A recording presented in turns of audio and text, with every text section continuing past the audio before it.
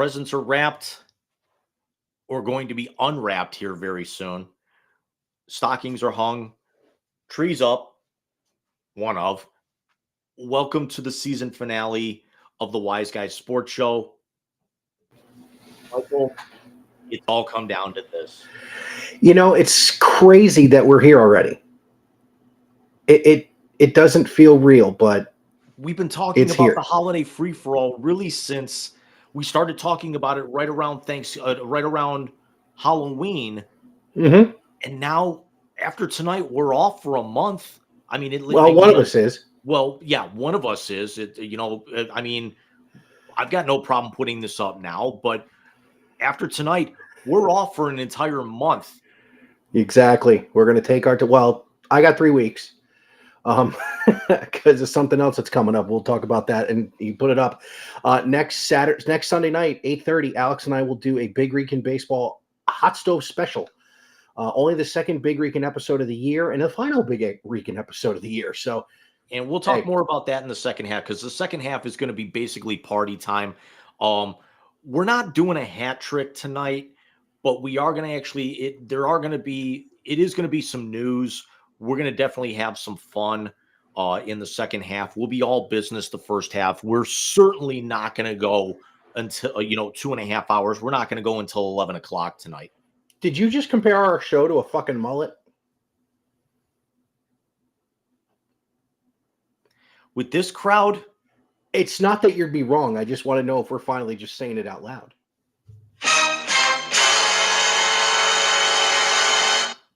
We are off for a month. I could cancel my hair appointment for Saturday with Amy. I got a haircut about an hour ago, so you know. I know. I told you this. I told you this off the air, but I got the new sandalwood oil for the head. They got stuff for your bald ass head.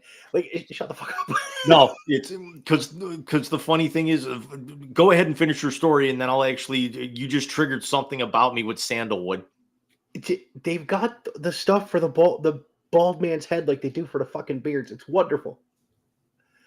What is it with you and sandalwood? I don't know if I want to know this. The naturally wearing the Warframe hat tonight because 1999 dropped Friday. So they stunned everybody at the Game Awards. We all thought that they were going to come out on New Year's Eve, and then Rebecca Ford, the lead designer, announces, "Here's our final trailer. The expansion's out tomorrow." It's like, so you dropped it on Friday the 13th instead. Okay. But when they do their live streams on Thursday that I always talk about, one of the guys.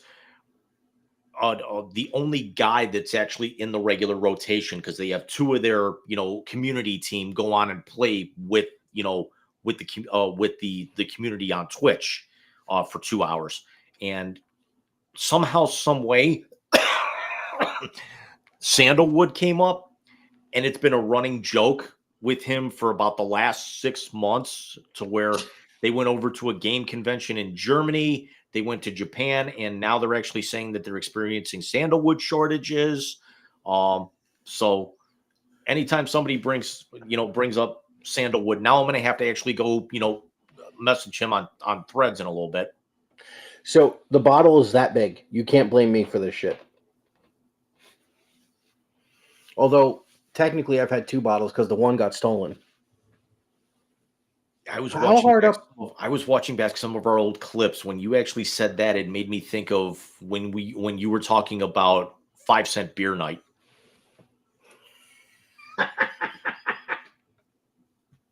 So, Michael, do you actually, before we really get started here, do you actually want to describe the 3 videos that were posted earlier on our channel today? Yes, I would. So my benevolent co-host, who is the technical fucking guru behind everything the Wise Guys do, has gone through and done a trilogy supercut of all of the Wisey translators that have chyrons in them, which of course is now Jim's thing. Never tells me what they are. That make me nearly pee myself in the middle of the show. Some of them brought down the house with more than one person because Alex is in there several times. One of the first ones is with John. The sliding into first and you feel something burst is still one of my favorites that you've ever done. I still gotta say my favorite one. And it's kind of like, picking between your kids, except I don't have kids, so so you figure that out. I think it's still got to be with John about the after party being at Shady Pines, catered by Arthur Treachers. Yes. It's the fact that you said that, and I have had the Shady Pines conversation about two different female parental figures in my life in the last 6 months. I mean, it is what it is. But so James, Michael, what am I watching right now? You're watching the Mucinex nose turd play against an all-white team with some yellow and green. Thank God I'm colorblind. Listen, man, I told you, if that's not the Chiron tonight, I'm gonna be pissed. Obviously, we have the Seahawks and Packers on in the background, but Jim, as you did last year in October when you came down, we had a box show up at the home with gifts for both myself and Steph and of course Bobby. And I gotta say, you outdo yourself every time. I will actually unwrap mine in a minute. It's sitting next to me. Steph's were 2 books in a series that I just actually ordered the last 3 for her for Christmas that we won't discuss. Steph, you ignorant. She ain't watching. She will later. But as she put to me, the new job she will most likely be starting at the YMCA. People knowing these books are out there, probably not a good idea. That's going to be the second time that's going to come up at some point tonight, and I'm not going to say anything else. No. So first things first, let's go and look at Bobby's reaction to what Jim got him, which, by the way, I knew about before he got it, and absolutely, he's wearing it to school tomorrow. Good. Well, So, he'll get use out of it because it'll ring true for tomorrow. Am I loaded in? Yep. All right. So do me a favor, go full screen with it if you haven't already. How's that? In 3, 2, 1. All right, so the Wise Guys Christmas exchange, well, not really exchange, but Jim has sent presents to Bobby and to Steph and myself. I will do mine live on the air. And Bobby will do his now, and Mrs. Rican has gracefully opted out due to topic of books. So we have this here. This, I think, is mine. So we're going to leave. Yep, and mine is... Okay. This is for the Wee Man. Here, face mommy in the camera. Open it up.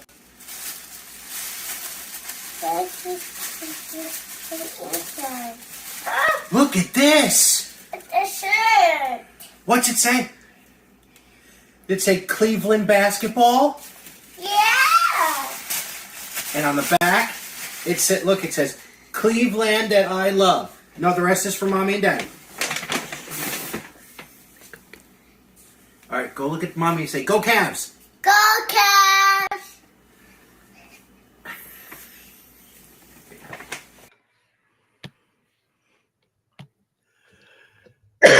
I told you he was excited. and then you actually tried to ship him back. Oh, that was hilarious. He sat in the box, but he's like a cat sometimes. If I fits, I sit. And he sat in the box. Cheeseburger. He sat in the box, and Steph goes, "Send it to Jim. Tell him we're doing a return." And of course, Jim goes, "Oh, no receipt." And yeah. Oh wait, what did you say? I you know what? Shit, I will actually pull the text message. So mine is here, and Steph ripped the back thing off because I realized there was a sticker on there. So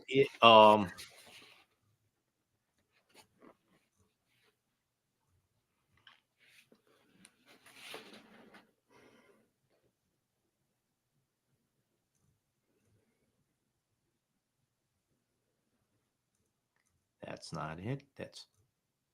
Oh, it was on Facebook. I was actually looking at my text messages. I'll tell you in a sec.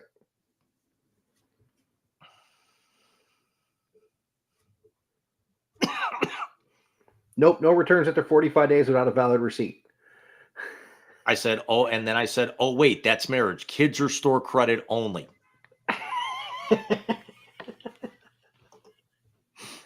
All right, so I will unbox mine now. I have not looked at this. It has stayed sealed. Hermetically sealed on fucking Wagnall's porch since noon today. Yes. Oh, you got me the stand?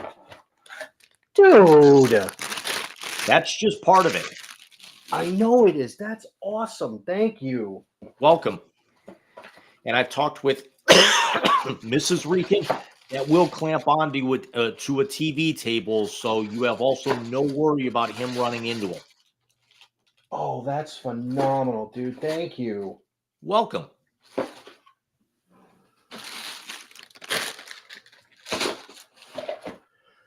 That's amazing. All right, I'll work on setting that up for next week, and I'll make sure you see it. I'll put it in the screen or something stupid. It's probably going to take you longer to try and get the microphone attached to it, and you might actually need to call me and kind of walk you through it because it's a little tricky than it will actually to be able to do anything else with it.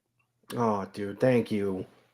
You're very welcome. That's tremendous, man. And honestly, when you guys move into the new place or whenever that's going to be, basically now you've actually got your stand. When you have your studio set up at whenever that might be. Cross your fingers. That's all I got for you. So we're not going to have a traditional hat trick tonight, obviously, because this is going to be a free-for-all in the second half of the show. But let's get to the stuff we do want to talk about, because there are a lot of shit happened this week, and that's why Jim and I are actually... Sorry, I didn't actually mean to push that one, but whatever. That's okay. So let's start with the Army, Navy, and the bowl games. Army, Navy, listen, I said it off the air, I'll say it on the air. I don't think Navy could have had a better game plan defensively yesterday to hand Army their second loss, going into their bowl game against now Louisiana as opposed to Marshall. For background on that, Jim, why don't you tell us what happened with Marshall?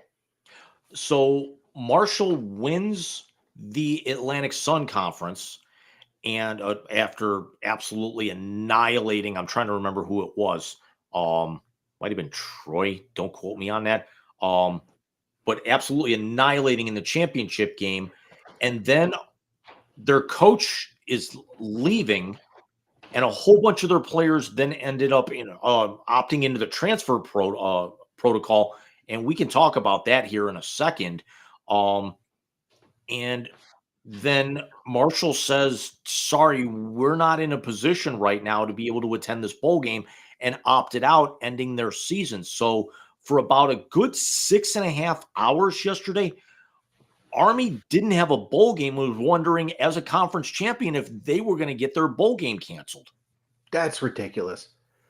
Where is he going, by the way? Mississippi State, if I remember correctly. Yes. Okay. Look, it's unfortunately now at the transfer portal, you have that being an option for players. I honestly think spring practices are usually what, March?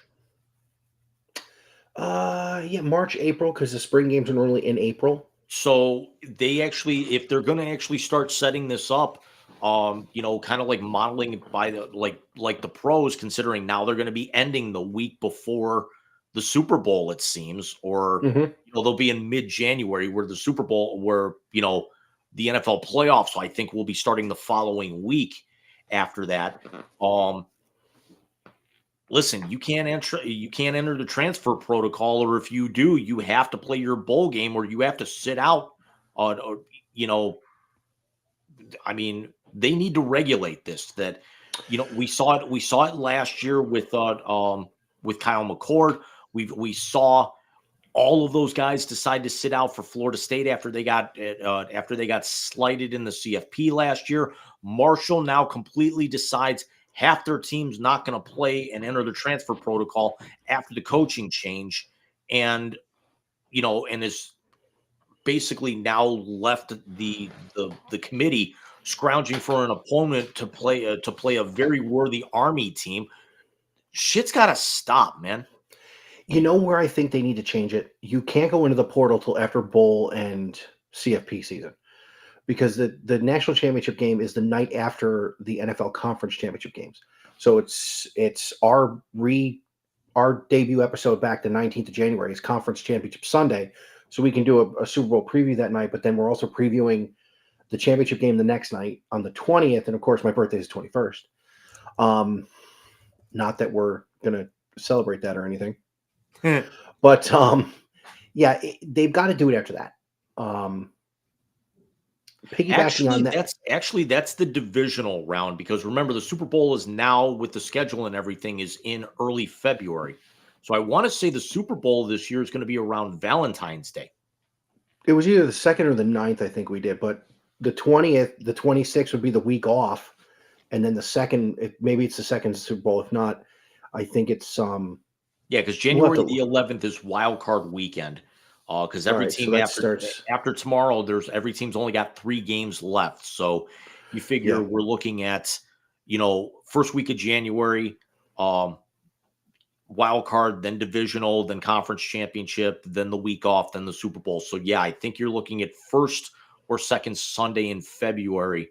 But yeah, you should not be, if you take another job, coaches are one thing, but the coach should actually have to coach the bowl game. Agreed.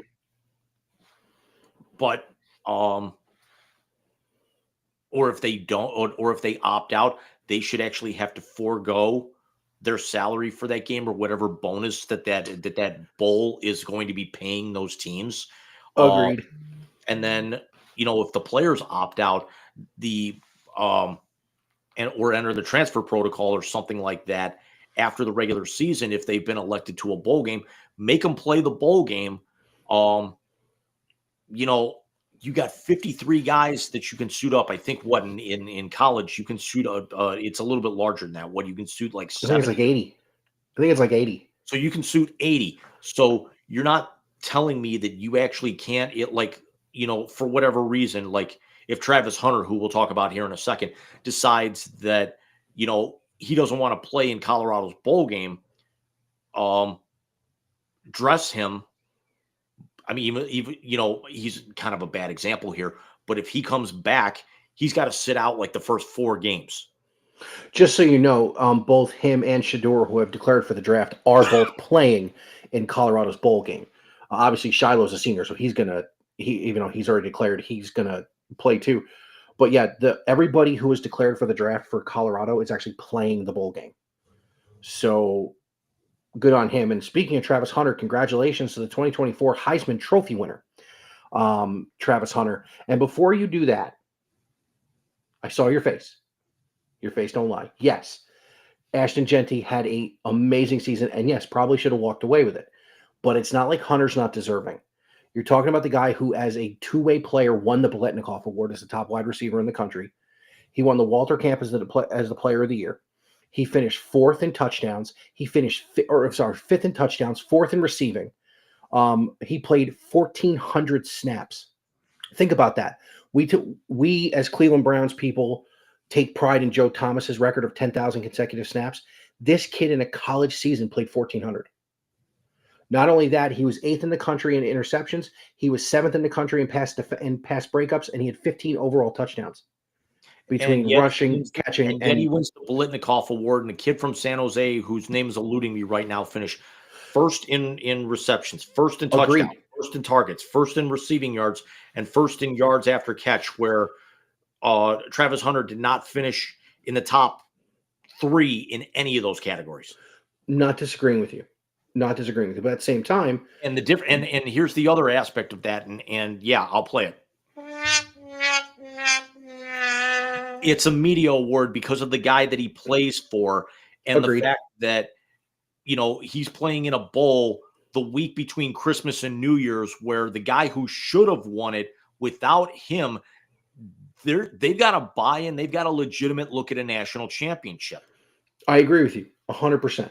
My whole thing about going off on Travis like that was it's not like, let me use this example.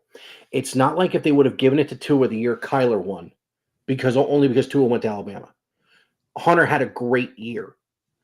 But He also he had a much better one. he did agree with you 100%. There's argument that the reason he won is because he is the two-way player, and that's the only thing he can hang his hat on. According to early draft stuff, they view him as a corner, not a wide receiver. Again, pretty good guy to learn from to play corner, if you ask me. As far as bowl games, I see Jackson State, speaking of Prime 1 again in the Celebration Bowl. What other bowl games do we had already? Anything besides that one? We actually, hang on, once I had it because there've already been two of them. That's not what I wanted. That gave me the schedule, not so last night we had Jackson State over South Carolina State in the Cricket Celebration Bowl, and then South Alabama over Western Michigan in the IS4S Salute to Veterans Bowl 30-23. So Jackson State will finish their season 12-2. South Carolina fell to 9-3. South Alabama finishes 7-6. Western Michigan finishes 6-7. On Tuesday is our next bowl game, as Dr. Ed Scott's Memphis Wildcats will play against the newly returned Rich Rod West Virginia Mountaineers. And then Wednesday we have Western Kentucky against James Madison and Cal versus UNLV. Thursday, Georgia Southern, Statesboro, plays Sam Houston State. And on Friday, it's OU, winners of the MAC, take on Jacksonville State. I can't even talk, dude. In the Staff DNA Cure Bowl, Tulane and your Gators are that night. Hopefully Billy Napier's last game in Gainesville. And that's on, these games are on Friday the 20th. And of course, Friday the 20th starts the CFP with the first game, which is Indiana at Notre Dame at 8 p.m. on ESPN. And on Saturday, we have SMU Penn State at noon. We have Clemson against Texas at 4. And of course, the nightcap, the Buckeyes and the Volunteers from Columbus at 8 p.m. on ABC ESPN. So it's a very interesting week for college football. I also believe that the line on all of those games has expanded by anywhere from a half point to a full point.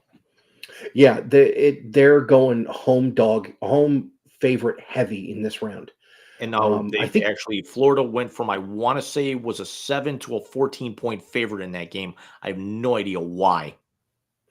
I don't either. I think because they're getting people back, like health-wise.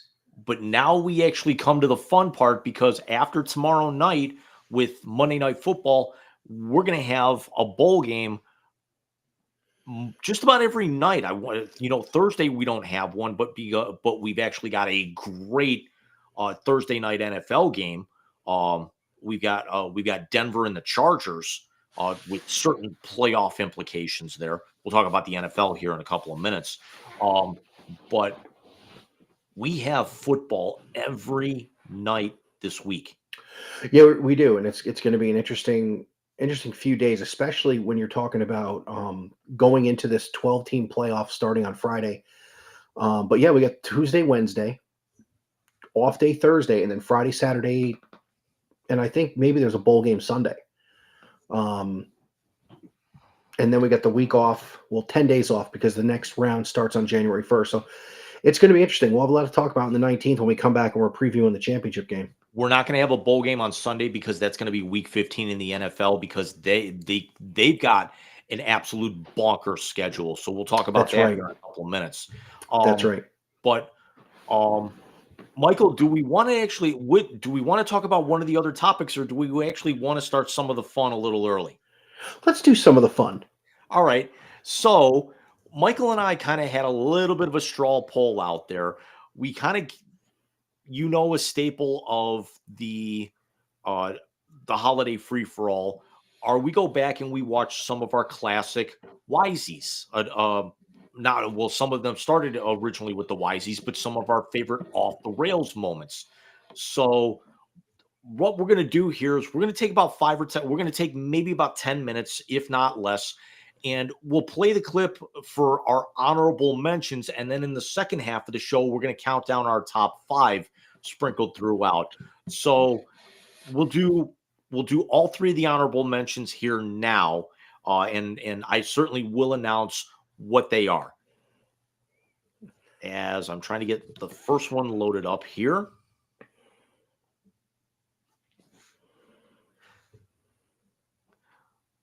So on this one, we go back to episode 69. We had several during that. We had like half the year's worth in that episode. Yep. Michael, do you know what episode it is? Yes, I do. If you guys are really us, what number are we thinking of? 69, dudes!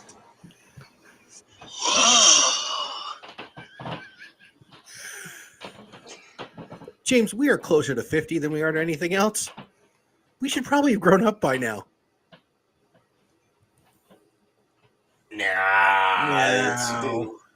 We're 69 episodes deep. We're coming up on 3 years of doing this. You Oh, said shit, 69 I just said it, in the didn't I? same sentence. Hit the button. Hit the button. Hit the button.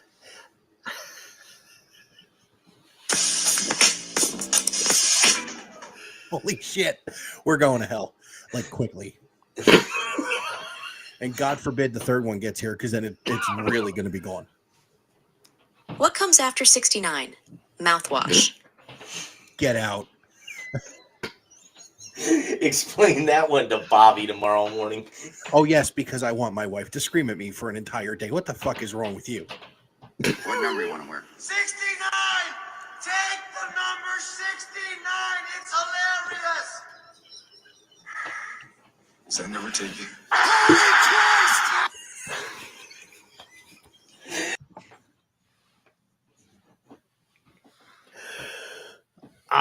Yes. The jokes were aplenty that night. Oh my! And that was the best part. Is that was the beginning. That was just the beginning. And not to be outdone, just a very, very, very short time thereafter. Oh, there's more than one. Where did half of my damn videos go?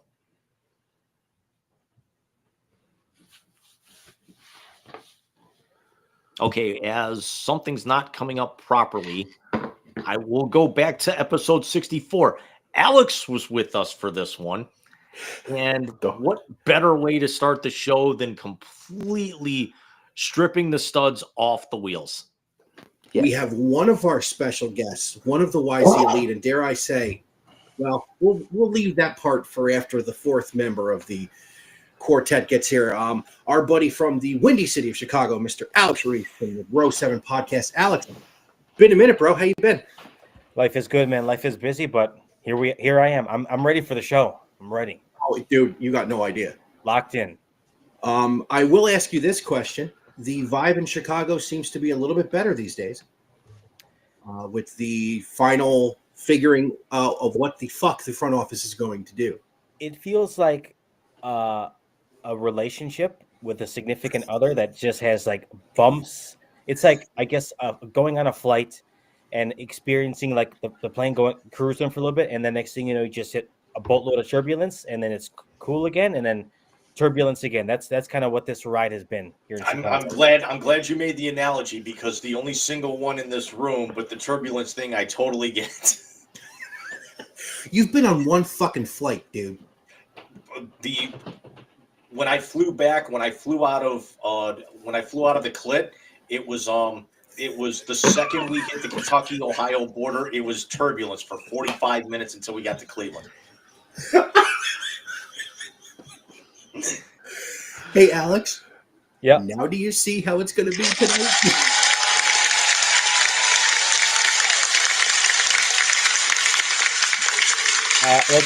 Let's check the clock here. That was 1 minute and 31 seconds into the show. Nice. Yes. New record.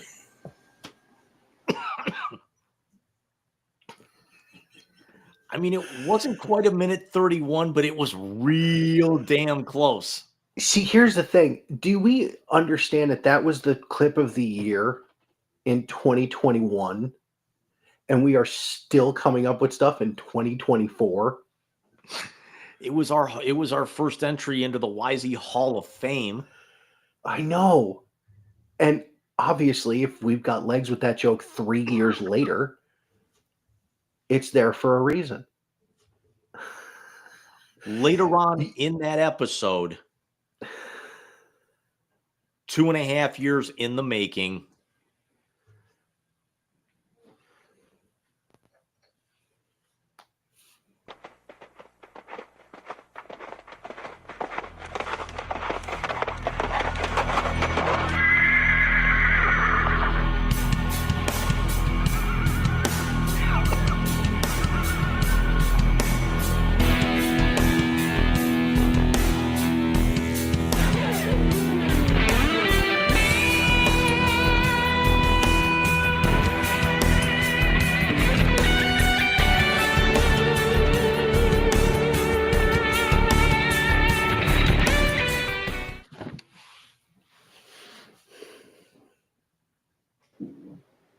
Ladies and gentlemen, 2 years in the making. The moment we have wanted for those 2 years. The 4 horsemen of the Wise Apocalypse. Myself, the Big Rican on Sports, Mike Martinez, the Sporting Sith, John Rice, from row 7 in Windy City, Chicago, Alex Ruiz, and of course, the nature boy of the group, JC Bluno. I love it. Love I don't it. even know. He sent me that video and sends me a message. He goes, "Get on video chat right now." That was amazing. That was awesome. Jim, great job. Jim, you're guys. muted. Jim, you're muted. We couldn't hear the woo. Did we need to? We did. You got to run it back. Got to start it all over. Start All over. over. Hey, Although- shut up, fat boy. What the fuck was that? You're pointing in the wrong direction. I don't know where the squares are on your guys' screen. Why do I feel like we're like the defunct Brady Bunch right now? I know. Hi, Mike. Hi, Mike. Hey, John. Oh my God! So we finally got the 4 horsemen together.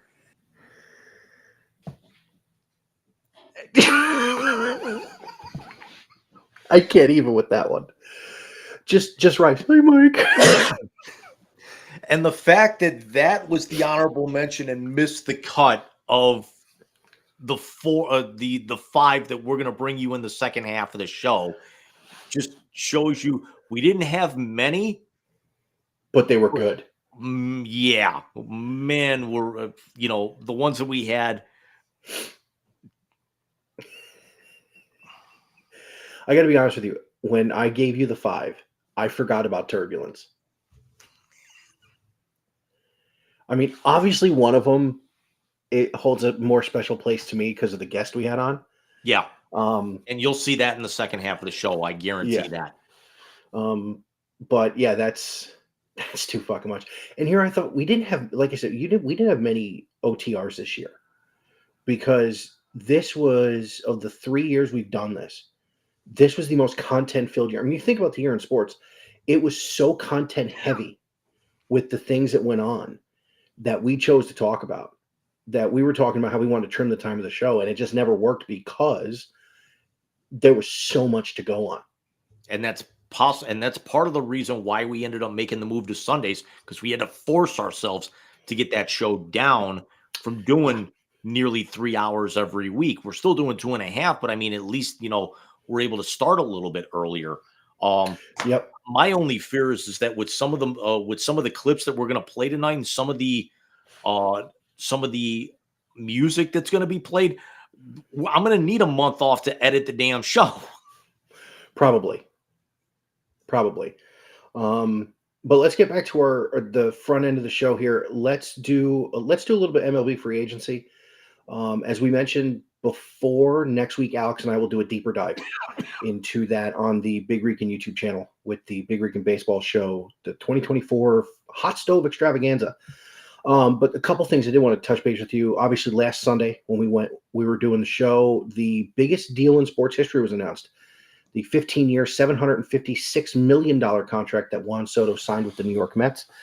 James, on a different note with that, have you seen all the Yankee fans just crying? Should that differ from any other time? I mean, is that really news? No, moving on. Am I missing the plot here? I think the biggest reason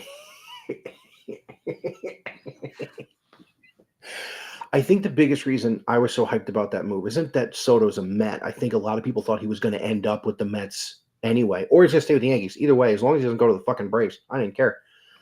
But it was $5 million. He left the Yankees, and it was for peanuts compared to the rest of the contract. So that's, a lot of stuff has come out. He hasn't talked to any of his teammates since the World Series. He wanted a suite included in the deal with the Yankees. The Yankees said, no, you have to pay for it. And Steve Cohen said, I don't give a fuck. Here you go. But the Yankees pivot and make a really good move. Max Fried, 7 years, $218 million. To be the co-ace with Garrett Cole, which is really what they needed, to be very honest with you. That was very evident in the World Series. It was Garrett Cole and then pray for fucking rain. But the trade was interesting. Did you see the trade they made, or were you not paying attention? No. Nestor Cortez and their top infield prospect go to Milwaukee for Devin Williams. I did see that. The airbender changeup will be in the Bronx. And if Pete's still in Flushing, maybe we'll see that in the Subway Series like we did in the playoffs. But the Gardos were not to be outdone, Jim. For arguably all the wrong reasons. Well, you can look at it both ways, because I was not happy they made this move. The happy part of me was, one, now we know who won that trade in 2021. That it's very simple now. But two, it's more what they got from Pittsburgh for who they flipped was a haul. It was like their top three pitching prospects behind Paul Skeens. That's a phenomenal haul for the stiff they sent there. The Cleveland front office really bolstered the pitching, which I think you and I can agree with the way they fell apart in October. That was part of the problem. So the story is the Guardians acquire infielder Spencer Horwitz from the Toronto Blue Jays and then later flipped him to Pittsburgh. So Cleveland sends an all-star second baseman Andres Jimenez to the Toronto Blue Jays. And then the Guardians also sent right-hander Nick Sandlin to the Blue Jays in the trade, acquired minor league outfielder Nick Mitchell. And Jimenez was in the midst of a 7-year, $106.5 million deal. He's now going to be signed north of the border until 2029 with a club option for 2030. He's got 3 gold gloves, stole 30 bags for Cleveland last year. And then you also have to figure with them, it's a move to shore up because Bo Bichette's a free agent after the season. And, they've actually got to start thinking on, in Toronto, they have to start thinking on outside of Vlad Jr., how many of these second generation, talents from Hall of Famers do we need to stick around with? Do we actually need to move on at this point? Well, Caden Biggio's already been released, so they no longer have him. And there is no guarantee Vladdy's staying. I think Andres Jimenez becomes the centerpiece of what the Toronto Blue Jays are going to have to build moving forward. Hell of a centerpiece to have. And if I had to guess, they're going to shift him to shortstop if Bo Bichette doesn't stay. The other aspect of the Guardians is signing Shane Bieber to a 1-year, $14 million contract extension for 2025. Now, this is something I don't necessarily agree with, and I do appreciate the sentimental value, but you're expecting your ace to come back after TJ and signing him to that kind of contract, knowing that you're probably not going to see him until at least June 1. Yeah, but I think what they're hoping for is that he pitches well enough from June 1 on that they can move him for some prospects. I don't think the pitching market this trade deadline is going to be as fruitful as some other years. Because a lot of the big pitchers, a lot of the big pitchers are free agents. Exactly. Next year, no, because the other move that we didn't actually talk about are the Red Sox landing Garrett Crochet from the White Sox. Yeah, for a good prospect haul for Chicago, who's in the midst of a rebuild after their relocation to Azerbaijan. I'm so happy you brought that up. Alex, you're with us always, bud. But yeah, Alex and I will dive deeper into these moves next week. We'll actually have a list of them. Hopefully, God willing, the Mets give me another Christmas present because, Jim, they gave me one just 2 days ago. And that is a moment that I have said should have happened 6 years ago. On September the 29th, 2018, when we said goodbye to him, the Mets should have done this then. But on July 19th against the Cincinnati Reds, the New York Mets will induct into their Hall of Fame and retire the number of the fourth captain in franchise history, David Allen Wright, the number 5, will go up into the left field corner with all the other retired numbers and live there in eternity. And him being the man who now owns the Mets record books. Hell, the 5th episode of the Big Rican on Sports podcast was about David Wright in 2018. I'm hoping I can get there. I'm so hoping I can get there. Kind of like a little homecoming from Mike. When my sister shared the announcement to my father and I in Messenger, we got a group thing, and only stupid Met shit goes there, right? And making fun of the Browns. I teared up. I got misty because I've been after this for 6 years. When the Koch brothers went in last year, I very famously said David should have gone first. I got my wish. After this, I don't care what you do. So, Jim, you alluded to Week 15 in the NFL just a minute ago. Let's talk about the slate of games next week that is going to basically run the whole week.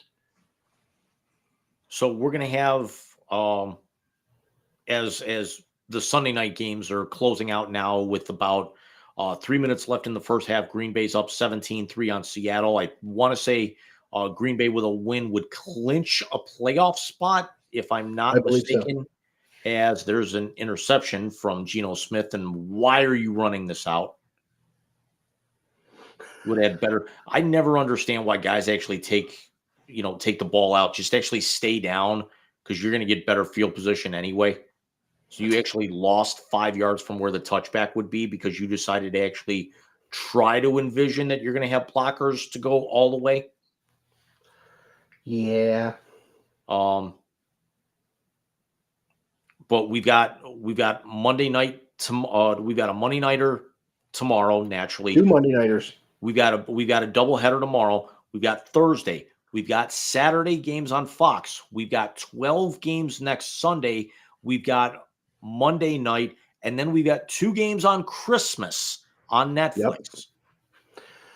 Yep. I hope it doesn't give us the Jake Paul, Mike Tyson vibe that the other one did.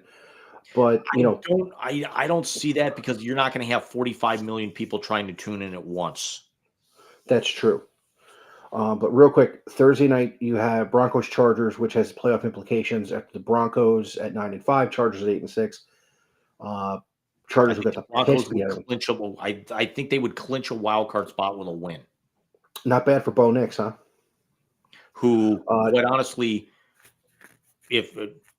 I think is little by little pulling himself ahead in the Rookie of the Year conversation ahead of Jaden Daniels. Agreed. Then Saturday we have 2 games, 2 playoff implication games. Again, we have the 9-5 Texans going to the 13-1 and now injured Chiefs. And an old AFC North battle at 4:30 on Fox is the Steelers and Ravens will go at it in Baltimore. Did anyone have the Steelers being the first in the division at this point in the year? Was that on Unless- everyone's bingo unless card? you It wasn't live on there. mine. No. Yeah. Then on the weekend, you got Bills, Patriots, Jets, Rams, Eagles, Commanders for the an NFC East battle, Giants, Falcons in the Who Gives a Fuck Bowl. Battle of Another one. Ohio. Battle of Ohio's next week. Cardinals, Panthers. Again, no one cares. Titans, Colts. Will Levis threw more interceptions today than Hellman sold mayonnaise. Lions, Bears. Sorry, Alex. Vikings, Seahawks. I hope the Seattle doesn't wear the god-awful uniforms again. Especially with the Lions out for blood that we'll talk about here in a second when we look back on what happened today. Yeah. Vikings, Seahawks. Again, I hope they don't wear the same uniform, Oliver. Jags, Raiders, 49ers, Dolphins. And then the Sunday night game when Alex and I are on is the 8-6 Baker Mayfield-led Tampa Bay Buccaneers in Jerry's World. With a win, would actually clinch the NFC South because they have a 2-game lead as it stands right now with 3 to go. Hey, you know he's got over 30 touchdown passes? For a division that had 2 division leaders tied below 500 just a few weeks ago, and to see that Tampa Bay found their footing, and one of those stud receivers is due back before the end of the year. Well, Mike Evans is already back. Yeah. But they won 2 of the 4 games that they didn't have Godwin or Evans. Think about that. You don't have 2 of the top 10 wide receivers in the game, and you're winning. That's impressive. And then the Monday night game, the 23rd, is Packers and somebody. Who the hell is it? Packers Saints from Green Bay. Oh, that's bad. That's bad. So today, before we get to halftime and then really kick this pig, three topics that we wanted to actually bring up tonight. 2 of them out of the same game. We've got some pretty significant injuries coming out of Cleveland here as Patrick Mahomes left the game in the 4th quarter and had a noticeable limp. Thankfully, the Chiefs are off until next Sunday and try and get this thing evaluated. Yeah, I think he's going to come back. He probably got a sprain. It doesn't look like it was an Achilles or a knee. This was definitely an ankle. But again, shot a Toradol, really good tape. He can play on it. My worry for them is their offensive line is not very good. They have issues. But you got to admit they got right today against the hapless Cleveland Browns, who committed 5 turnovers. 6. 6. I will say this. I like Isaiah Pacheco and Kareem Hunt in the same backfield. And gives me good on gives me Cleveland flashbacks. fans for cheering Hunt's return. Agreed. And Kareem was there, 4 years, right? Yes. 20, 21, 22, 23. Yeah. And then all of the times that they actually were talking about Travis and Jason coming home. Taylor was not there today. Nope. Little disappointing, not gonna lie, but I mean, it's I'm glad that somebody who we've referenced on this show did not stalk her if she would have been there. I was thinking that could have gotten dicey.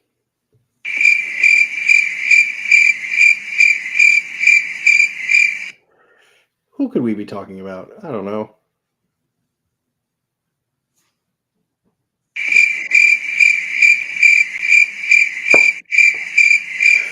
Actually, I don't have the red ones in tonight, dude. I'm not trying to blow your hearing out tonight.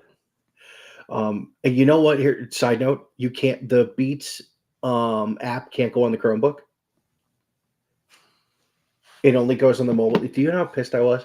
Unless you install Linux on maybe on the new one, you will. Probably. That's a few months away yet, though. That's probably middle of next year. What? Go ahead. We get the new Chromebook's probably middle of next year.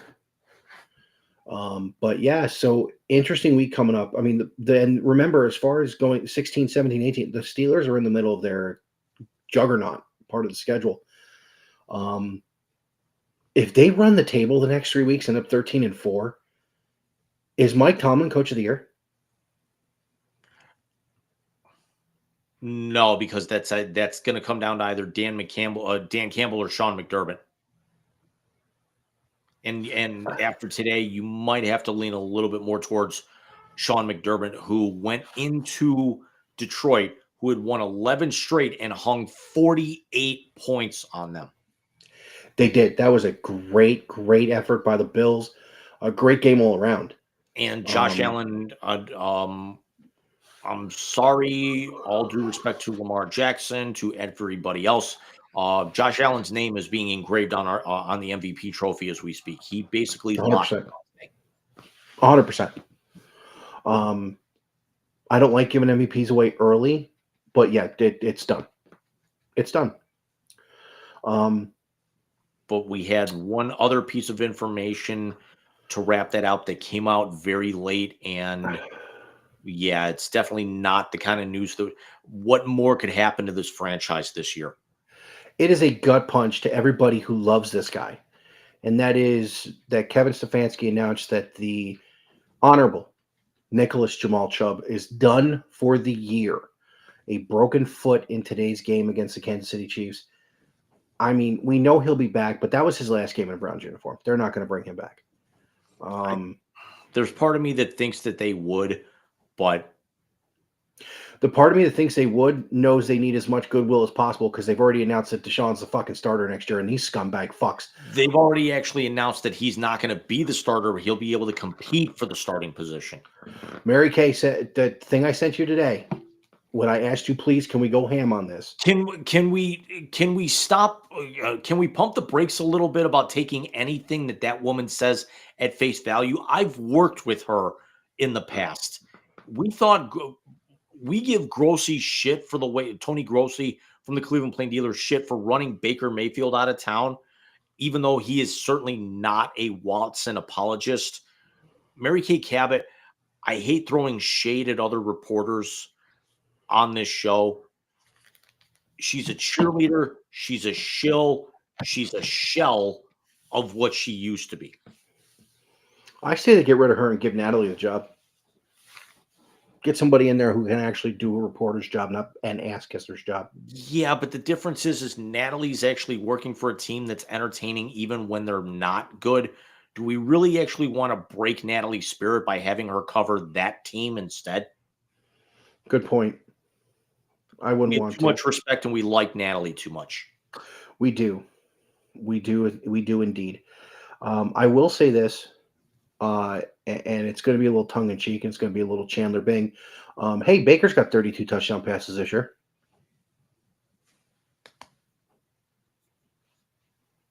Hey, Jimmy Haslam, you scumbag. Yeah, and he's going. He's going to the playoffs for the second straight year, and the third time in his career. Yep. Jimmy Haslam's in the same hillbilly section to me as Paul Feinbaum. And Haslam earlier this week said that he has confidence in Andrew Berry and Kevin Stefanski. Well, he should. That you should be bringing both of those guys back because you're the one that forced them to make the move and thrust that upon Berry to make the trade, make the money work, and then forced your two-time head coach of the year now to be subjected to a starting quarterback who's part-time at best because with his injury, he's not going to be ready for the start of the season. It happened mid-season. The Achilles is going to be at least a year. Yeah, no, he won't be ready until probably week 6 or 7 at best. Hopefully god awful never again at most. Can he just go? I mean, now that you look at the options. I have a conversation with my father about this earlier today.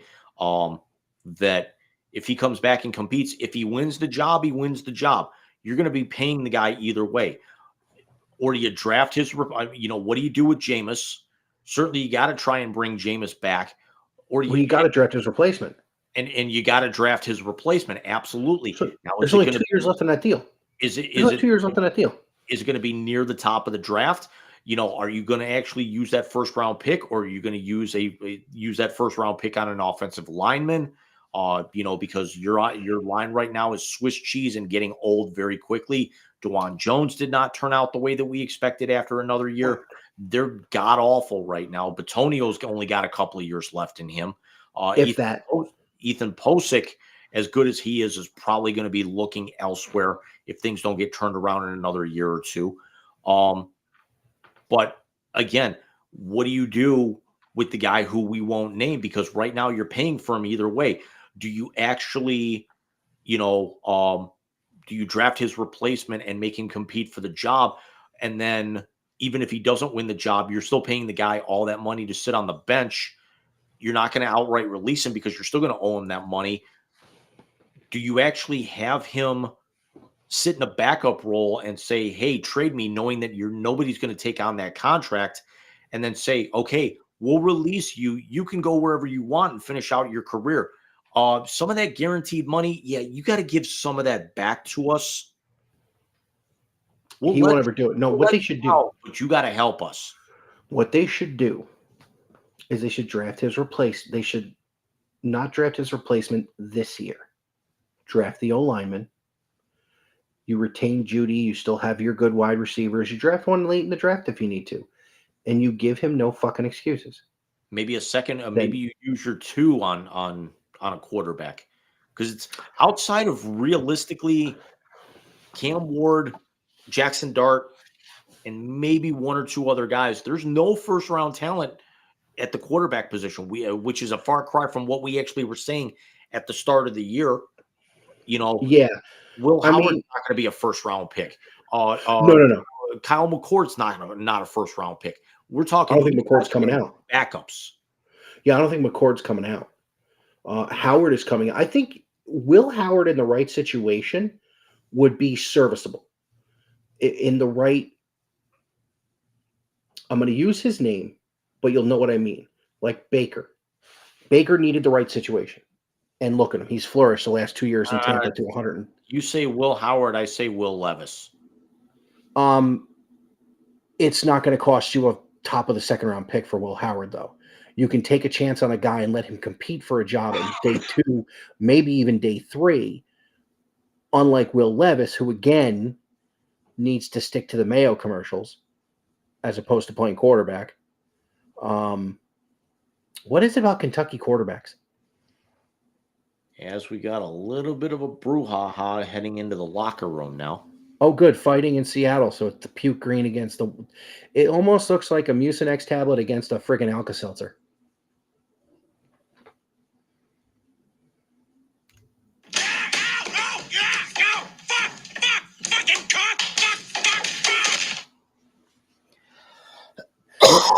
Well, we are exactly at an hour. What do you say we take our halftime and then come back and have some fun? Yeah, let's take 5 minutes, 6 minutes, and let's close out 2024 in style. Let's do this. Oh, sat back there too long.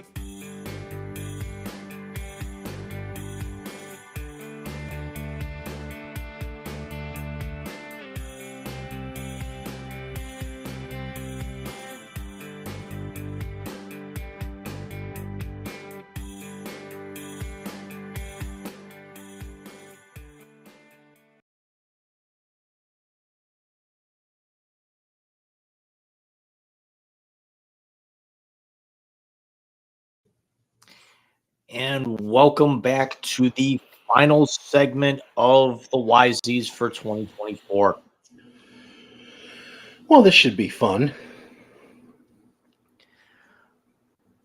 I think we actually kick things off in style. Let's do this. So we actually said that, well, screw it. Welcome to the holiday free-for-all, everybody. Welcome to the holiday free-for-all. Michael, real quick before we get started, did you happen to see anything that happened on a certain TV program on Peacock last night? Was that Saturday night's main event? I saw the intro, which I think Michael Cole and Pat McAfee nailed. They did a live from New York, and they said it's Saturday night's main event, just like it would be Saturday Night Live. I saw the wing belt. That was cool. I saw Kevin Owens be a little bitch. Outside of that, honestly, didn't. There it is, the wing belt from when we were kids. And that's not an updated one because I actually zoomed in on it. That's the original WWF logo. So that's the original one that was retired when Steve Austin retired it back in the late 90s. That's insane. That long. I forgot that he retired it back then, and they went to the more modern looking piece of trash belts that they've had recently. They kind of need to bring that thing back because it's, they never will, just because of how recently they've designed a lot of those belts. And big ups to Chelsea Green for winning the first ever Women's United States Championship. For as much as they've had her do on camera, she deserves this. I believe her husband Matt Cardona is going to end up winning the Ring of Honor World Championship with Chris Jericho on Saturday night. Nice. At December to Remember, or Final Battle, I think it is. So it's AEW, right? That's well, Ring of Honor is owned by AEW, but yeah, it's an entirely separate type of thing. So Chris Jericho, the Nueve, because he used to be the Ocho. That's crazy. So if he wins another world title, he's Dix. It's funny you mentioned that because I was watching more reactions to Blazing Saddles, and somebody got a fit of laughing out of that. Do you remember when Richard Dix came here and tried to take over this town? So James, holiday memories. I got to tell you one that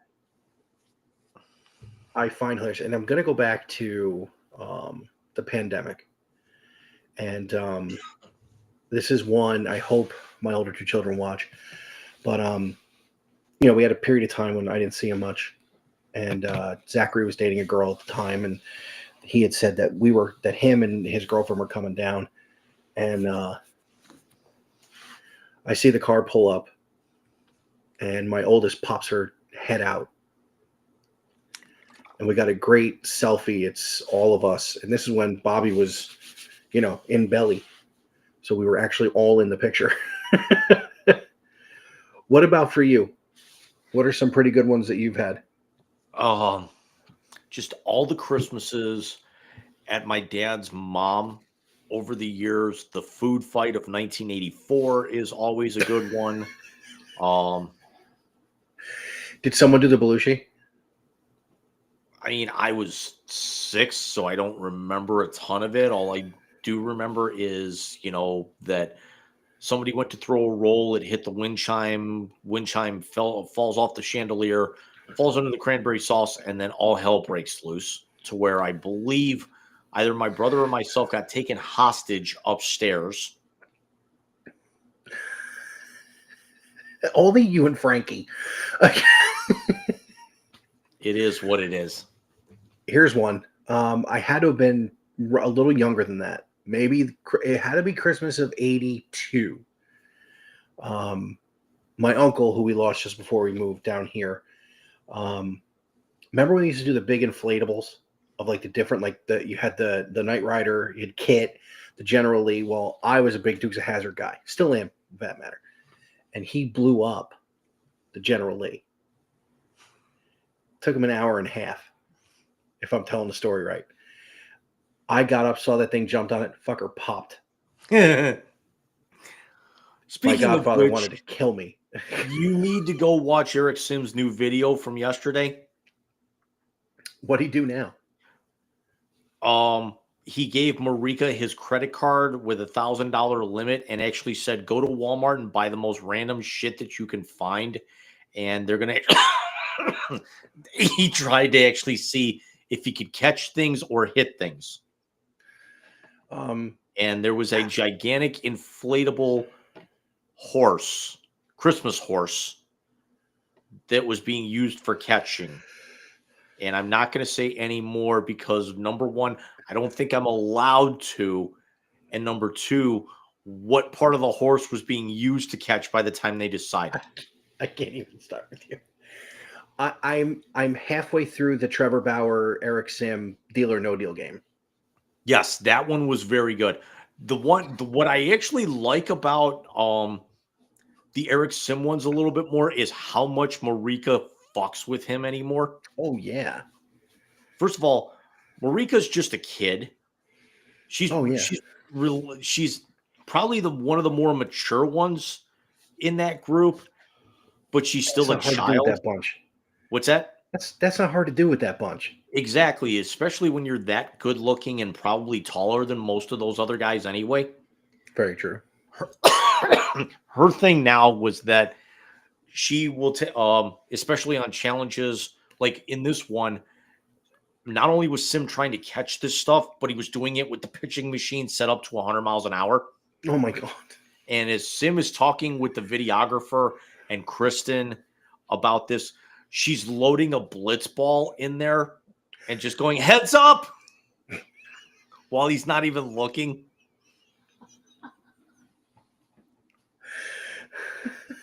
I think after we go off the air, if we get done quick enough, I'm not going to play the whole thing because it's 35 minutes, but I think I'll throw a few minutes of it up for you just to see. Right. That's half the entertainment. It's just her screwing with him. I want to say there was a Christmas tree. There was a roll of wrapping paper. There was a safe. There was a skillet.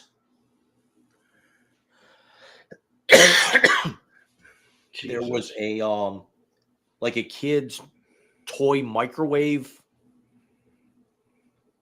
There were a pair of boxing gloves.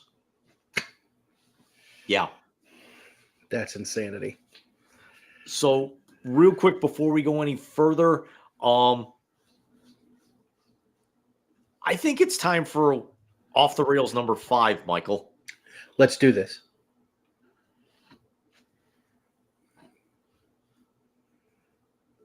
I'm in the wrong folder. There we go. Let's take you back to what seems to be a very, very popular show tonight, and that was episode 64. It's the Four Horsemen.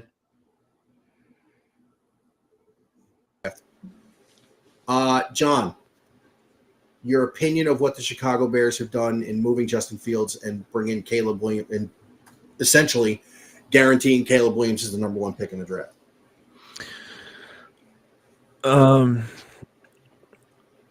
mean, I can take a shit and put it in a box and mark it guaranteed, but that doesn't mean it's going to work, right?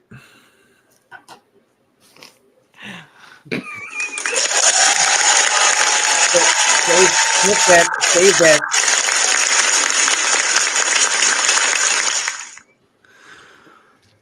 Oh, did you say save that, Alex? Yeah, can we save that and like I'm gonna need that on fucking repeat. I mean, seriously, what you're basically taking Justin Fields and replacing him with Justin Fields.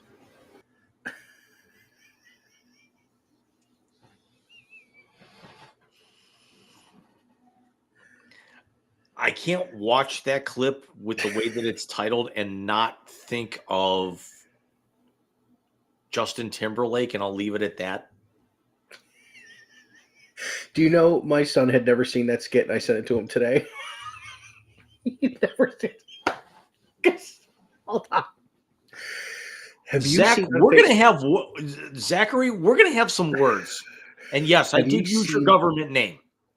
Have you seen there's a page on Facebook that they're like, remember the old Golden Book series that we read as kids? And they do the fucked up names on those. Well, today's one that I sent to him and Caitlin was someone drew the beard and glasses on Prince Eric from The Little Mermaid. When he's holding in the book, he's holding up a gift for Ariel.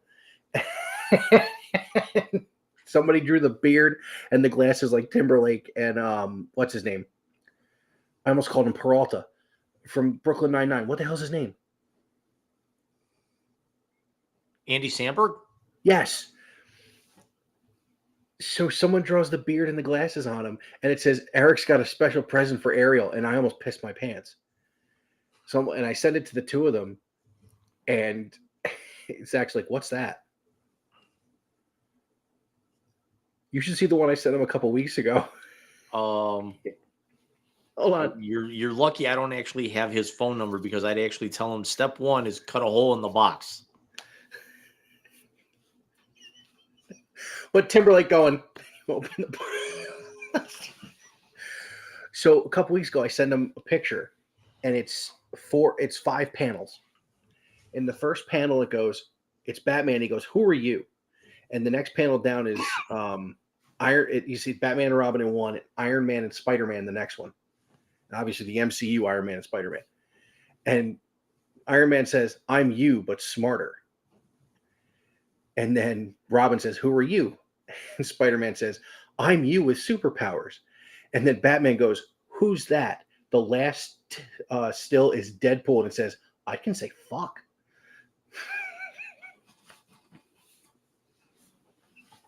Do you know what the scariest part about it is? 100% true. The way the MCU played Spider-Man and Iron Man, 100% true. And yet what's funny is that I had a conversation with my cousin's new wife, and Ryan Reynolds got involved somehow. Oh, is this any male who rates him under 6.5 is gay? Yes. Okay. It's because his wife's movie got added to Netflix, the one that all the women are gushing over anymore. Oh, okay.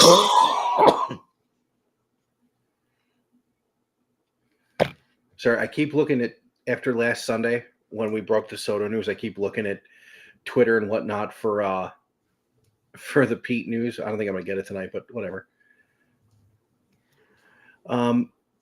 James, I say we go to number 4. Let's go to episode 60. And it's a good thing Mike changed up the headphones and everything. Otherwise, we'd actually get a repeat tonight. It's argumentatively true.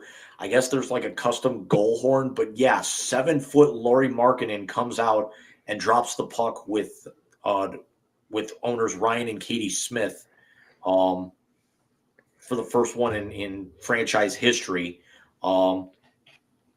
Very scary for a 7-footer on skates and skating that well.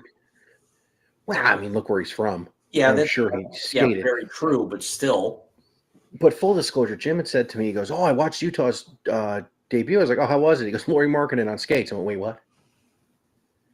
Because of course, Lauri Markkanen being a Cavaliers player, I remember how big Lauri Markkanen was, and now I thought about skates, and I went, "Oh, that's some Yeti shit, Jim."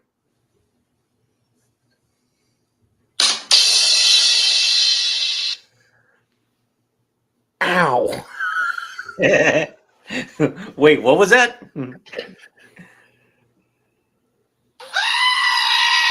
Damn it. Dick. Anyway. Because I saw they were back in now. When I get yelled at for not hearing my wife speak, I'm going to tell her of this and that there is video evidence. Let her fucking yell at you. I'm here so I won't get fined. You're going to get a foot in your ass is what you're going to get.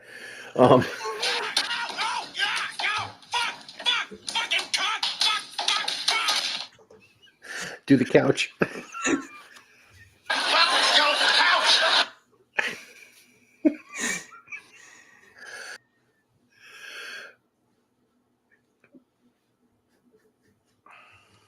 Can I ask you a serious question? You may. Why do you seem to try and find ways to get me in trouble with my spouse every chance you get? Because I'm the only one of the four horsemen, or really anybody who's ever been on this show outside of your son, that doesn't have a significant other involved. So I can do things like this. Dick move, sir. I respect it, but dick move. What in the wide, wide world of sports is going on here?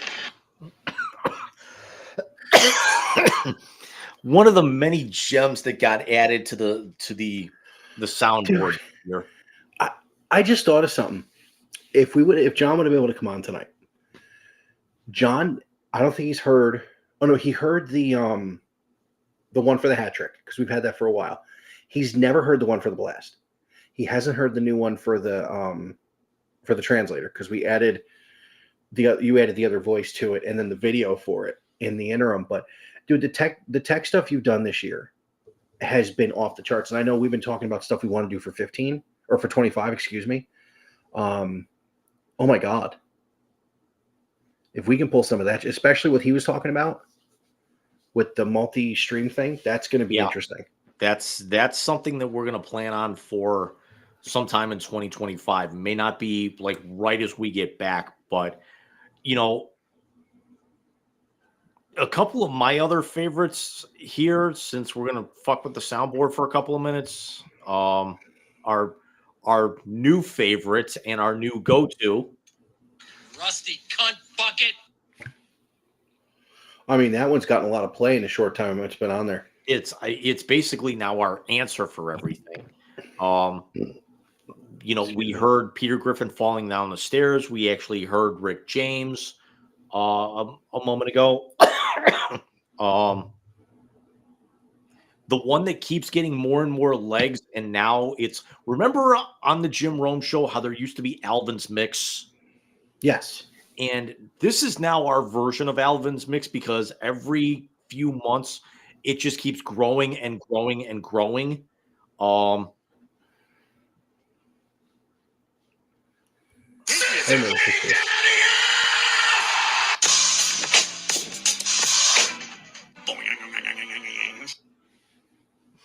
Originally, it just started as Scissor Me, and the P Hub was separate, and then they got merged, and now Beavis is involved, and God knows where it's going to go from here. I'm sure we can have a couple. We'll have a couple of different ideas during hiatus where we'll call each other and be like, "Yo." Yeah, we're definitely going to bring a new one.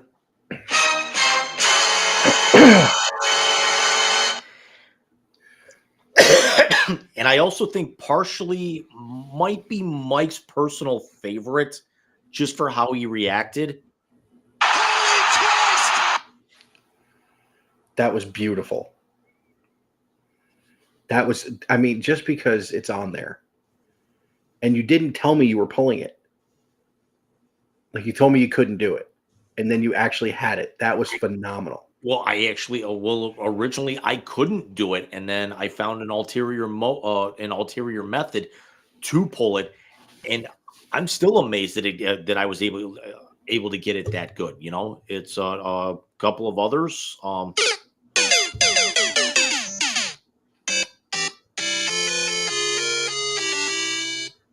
Why didn't we play that when Deshaun got hurt? I don't think it was on the board yet. I think it came a couple of weeks after that. That's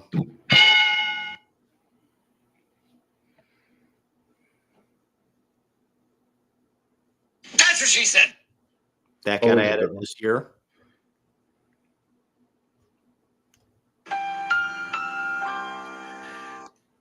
Again, the absolute wonderful things you did. And there's one more that I could play, but I think it'll actually close up everything that we have here, because we've got 3 more to go. And I think you might know which one I'm going with soundbite I'm talking about here. I'm pretty sure I do. But let's keep the train rolling here. We're going to save the top 2 for the end, but I think we've got to start looking at number 3 here. Coming in at Let's do number it. 3. Coming in at number 3, we go back to episode 60. The YZ translator and the President of the United States can only mean one thing. We are coming to the end of the show, and we are getting to our favorite segment. So for those joining us for the first time, the YZ translator is when Jim and I give each other 1 to 2 people in or out of the sports world, and the first thing that pops to our mind after the dulcet tones of the late 90s cable modem take us into our pick of the day. As per usual, some of our favorites is the likening of Brett Favre to Boss Hogg from the Dukes of Hazzard, Kyrie Irving being a douche canoe, and of course, in honor of our friend whose team may royally fuck themselves with the first pick or lack thereof, Alex calling Dwayne Johnson a shitty actor 2 weeks ago. Which I need to cut in last week's show. That'll give me something to do tomorrow. Nice. So, James, if you would please reveal the header for the YZ translator this evening, sir. Now, there is a backstory to this before I throw this up. 2 days ago, Mike texted me. 3 days ago, he texted me, "Are you going to be around tomorrow morning?" Because Mike and I, so at least once a week, he will call me as I'm driving into work. Some days I might not pick up because I might be in the shower. I might be running behind. Mike texted me, "Are you going to be around tomorrow morning?" I said, "I should be." Mike says, "Well, I'll give you a yell." I say, "Is it going to be a rebel one?" How did I respond? I said, as long as it's more. So in honor of that,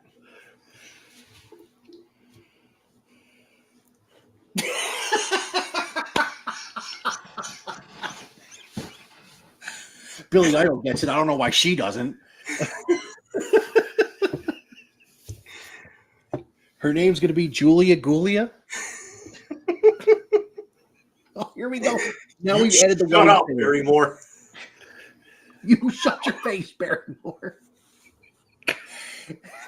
All right, so now we've added the wedding singer. I told you it was going to be better than the one I originally had planned, or what you told me. Well, I'm going to tell you what I told you. So the other thing I said to Jim was I asked him, I said, hey, can the thing on the YZ Translator this week be Mike is Marvel Jesus in tribute to Deadpool? He said no. Because it needs to be something where I'm surprised every week, and I appreciate that. First of all, let's talk about how long ago that was. I didn't have these on yet. Yeah, I was just gonna say it's different jerseys. As I realized that my camera is flipped tonight, it's for some stupid. No, it's not. But yeah, Mike, you didn't have your specs on. You were set up in a different area. No, I was in the same spot. Well, in the room. Yeah. The lighting was off. The production value was still coming around. I mean, that's 35 episodes ago. Yeah, we've come. Never mind, you have come a long way, just in the back half of the year. Jesus. It still blows me away that the amount of time you put in. And I've said this before in the air. You are the backbone of this thing. I'm basically the mouth, but you are the backbone of this thing. Now, at least since February of last year. You should level up for that one.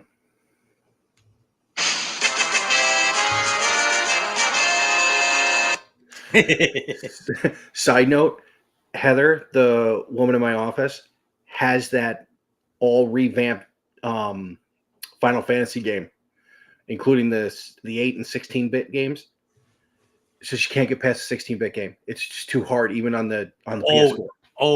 The Pixel remaster. Yes. Yeah, whereas basically I could do that, but I think that's going to take me away from Warframe time. Yeah, and your Warframe time is your time. Like I'm going to get points this month, so guess what I'm going to have by my birthday next year? I mean, they just introduced in the 1999 expansion, they just introduced, I've never actually seen this before. It's PvPvE. Player versus Enemy. Really? So it could be up to 8 players, 2 teams of 4. You can even do it 1-on-1, and you have to do 3 tasks against the enemy in a race against the other team. Okay. So I could have to do like an exterminate, a survival, and a sabotage. And I have to get mine done before they do. And both teams will get rewards, but the winning team will get more. Okay. They'll get I got like you. double the rewards. It's ingenious, and it's like, yeah, I know what I'm doing starting on Tuesday. After the fall finale.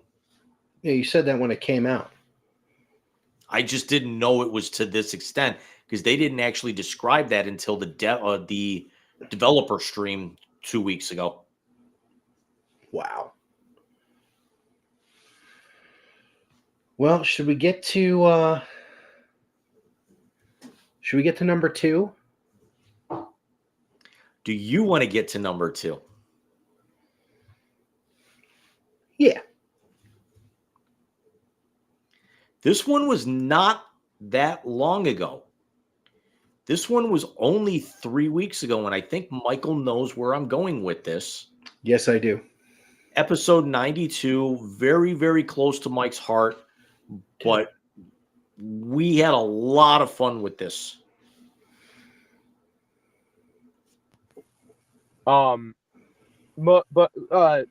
Like I already said, like we are definitely going to see Aspinall and Jones next. It has to happen. You cannot have an interim champion. I have to keep saying this to myself. I have arguments with my friends about it because, like you guys, they are not the biggest Jones fans, but you know they also are going with whoever would go against Jones. You know, I believe we call them dick riders. I'm just a Stipe guy, so that's not me. The only comment I'll make on the subject, obviously, Charles Oliveira is not one for the guy that he stiffed in the post-fight celebration, and I will leave it at that. Wait, who did he stiff? Donnie. Mike, I'm going to play the clip. Quite frankly, I'm a worthless fucking fat ass who shits his pants.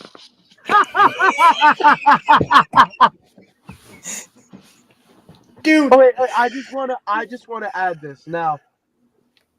When he had walked out, they started playing the YMCA by the Village People, and it was fucking hilarious seeing this 35,000 people all doing jacking off giraffes. Yeah. It was absolutely hilarious. Mike, we were running short on OTRs for 2024. We just found one. Maybe 2. Yeah. Oh, God, that's funny. That never mind Stiff's Orange Turd. The name of that one should be Jim Talks About Jacking Off Giraffes.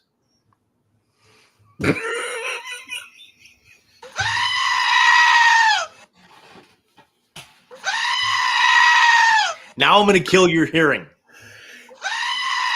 I don't have those in. I can't fix the volume. I'm so pissed.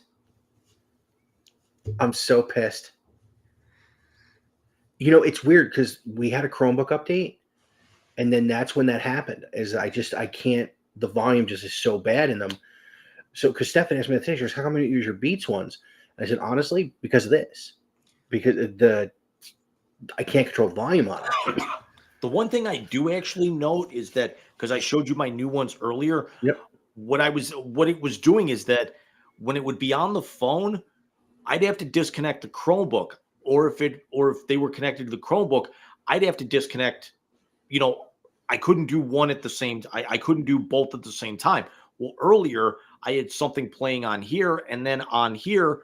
And then when I went to play this, it would automatically pause the Chromebook and vice versa. So now it's like, Really? why did it take so long and not do it with my original sound cores, but now the new ones it will? It's weird. And like I said, it was just the most recent software update, and it just started. I'm going to give him a shot next week and see if it's bad with Alex, but I got the blue ones just in case to go back on it. Now, Jim, do you want to do a translator and then the final clip, or do you want to do the final clip and then the translator? We can't do the translator and then finish with something else. It's okay. It's tradition, but going back to episode 92, just still gushing over it. I know you're still gushing over having Zach on, but just we don't get a chance to talk a whole lot of fights, here on, on the show, especially MMA, unless it's something like Stipe, like John Jones getting in trouble. And by the way, did you actually see, speaking of Dick Rider, his biggest Dick Rider, Colby Covington, was in the main event of a UFC card on Saturday, and he walked out with Hulk Hogan and then ended up having a cut over his eye so bad that they stopped the fight in the third round. No, I didn't. Again, I paid attention to 309 because, one, Zach was going. So I wanted to, and we were going to have Zach on. So I wanted to have some kind of way to talk about it, but also because it was Stipe. Yo, he destroyed that guitar in one swing today. And without a shirt, although I would say is that it's a little bit more, it's not as impressive because of the fact that it was actually above freezing today. Yeah. No, I got you. Why did they show that angle of this Green Bay offensive lineman false starting coming out of his stance, and it looked like the Stay Puft Marshmallow Man with these all white uniforms? That's why I'm glad I don't do shit like that. Because I would look like the Stay Puft Marshmallow Man. Going back to the Billy Idol thing, and you wanted to be Marvel Jesus, I should have made the comment originally is that, the difference is that you throw a curveball, not hit one. Very true. And I'm very ashamed of myself that I didn't think about that. Because we wouldn't leave that rum sitting around out here with this group.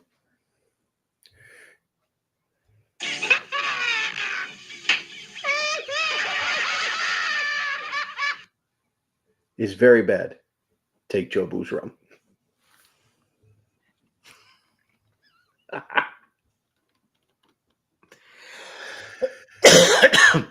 I can't drive by a Raising Cane's anymore and not think, should have gotten a live chicken.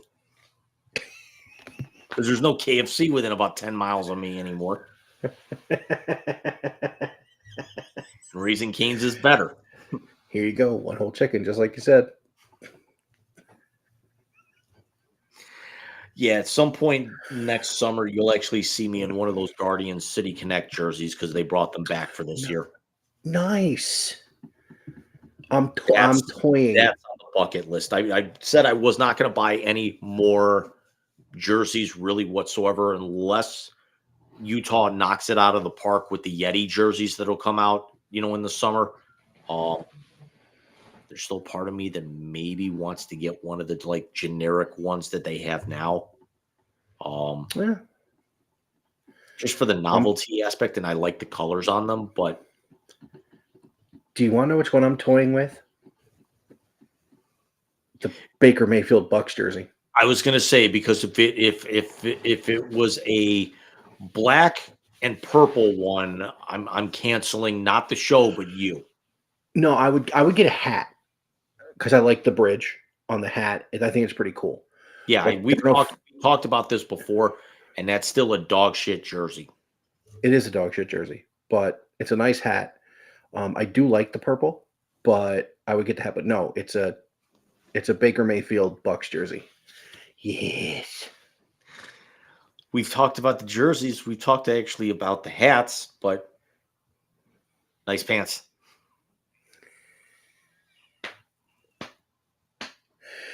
Oh God. Well, Jim, let's hit number 1 and then go out only the way we can. Could it have been anything else? No. It was, yes, we'll get another copyright strike. Do We don't we care. care? No, we don't. Because YouTube's going to do the editing for us. Yes.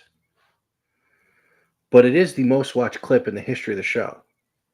It's got more views than any of our other Wisey's any of our other Off the Rails and Wisey Translator clips combined. This was the big one. We will go back to the beginning and say the Hall of Famer, the first Hall of Famer in the history of the Wisey Translator will be Sonika Wallace, as that is the name that got us kicked off from the beginning. So, as always, I give James the first name of the night. And, Jim, I'm going to go there. And it's go.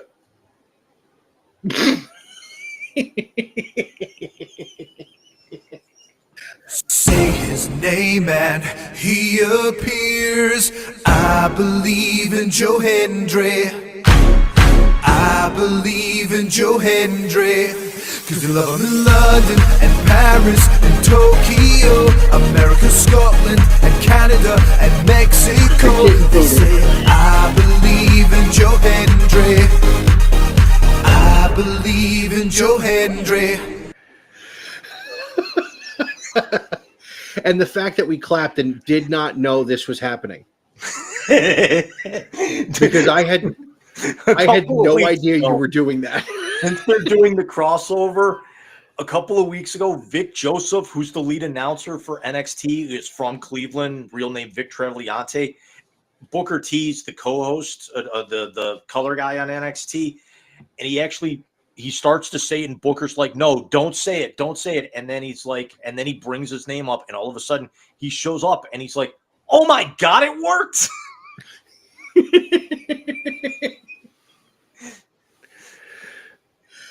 I forgot the lead, and I apologize. I was going to jump right into. Well, that's half the fun of it, is that you actually start going into it, and I got to drop the Chiron on you. I appreciate it. And I'm sorry, everybody who's watching, and if you watch this after the fact, I had no idea we were doing that. I'm not going to say his name because I know you'll play it again because that's the kind of asshole you are. We did not plan this. We did not plan the clap at the same time.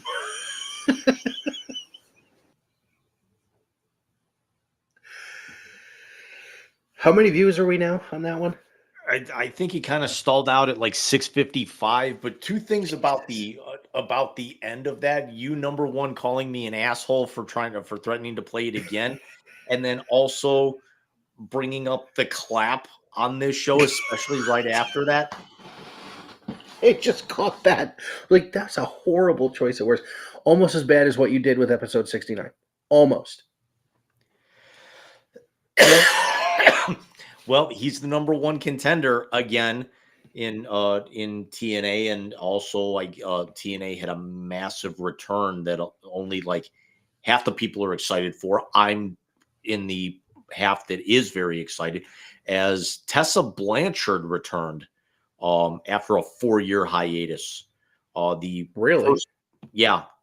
only female to ever win a major promotions world championship, and then immediately left the company right after reports and allegations of her hazing talent in the locker room. Really? Yeah, she went down to Mexico, and she wrestled in CMLL for a few years, got married, that fell apart. But yeah, came back, looks amazing. I mean, she always was a fit girl, a very attractive girl, I thought. Although some people actually say that she looks a little too much like her dad, with that strong jawline that Tully always had. And also, do you remember who her father or who her stepfather is? No, I don't. Magnum TA. Oh, no shit. So Tully, Tully Blanchard gets divorced, and Tully's ex-wife marries Magnum TA. Jesus. Talk about royalty. We could talk all we want about the bloodline and you know all the lineage and Cody, and it's like two of the all-time greats. Really? But I mean, seriously, two of the all-time greats. But hopefully Joe Hendry can kick off 2025 by finally winning the TNA World Championship coming up at Sacrifice after winning a 4-way match the other night. Oh, that's kind of cool. They're showing like some of the sites around Lumen Field, like the drone art and everything that they have set up outside the stadium. But it's still amazing that the Joe Hendry thing is still getting legs several months later like this. Dude, we had a reference to the thing from 3 years ago in this year's honorable mentions. So yeah, I think that's the underlying theme of the Wise Guys is that, you know, we just don't find the horse. We beat it, we kick it, we grill it, and then we smoke the ashes. Yep.